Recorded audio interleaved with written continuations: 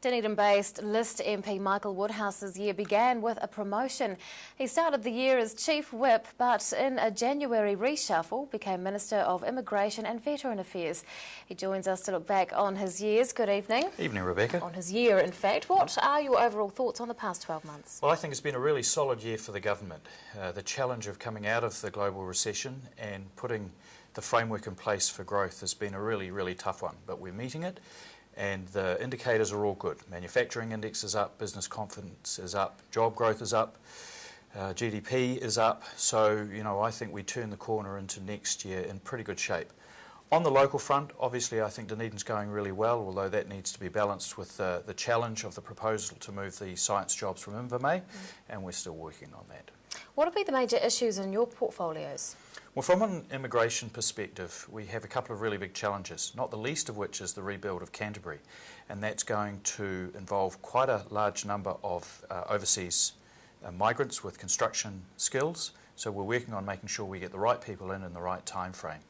But also that's given rise to a more general problem of migrant exploitation, and I've introduced legislation to manage that and hopefully deter it as well.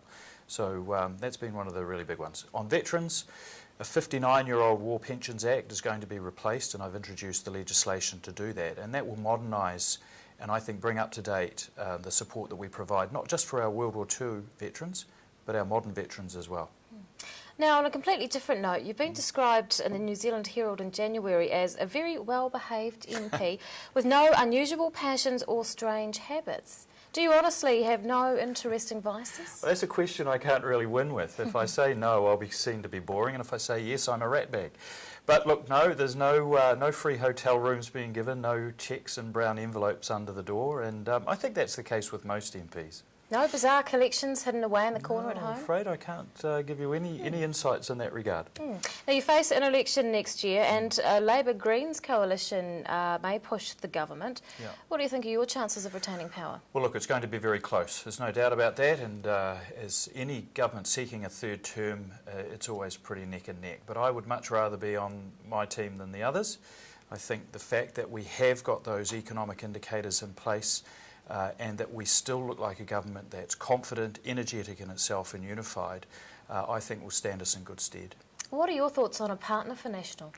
Yeah, well, that's an interesting question. Our coalition partners aren't looking that strong, but I think it's a little early to be able to speculate on that yet. It's a question about the Conservatives.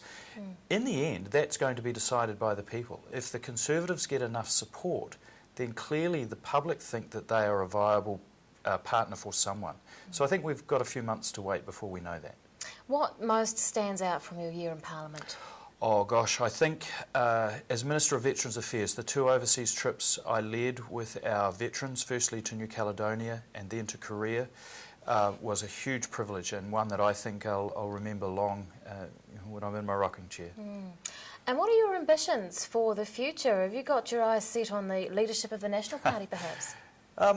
Look, I already consider myself a leader. I think, leadership isn't just the Prime Minister. It goes from one all the way through the Cabinet and the caucus. So it's a huge privilege to be a minister in this government, and that's the leadership I'm charged with at the moment. Dunedin-based List MP Michael Woodhouse, thank you very much for your time. Thanks, Merry Rebecca. Christmas. Merry Christmas to you.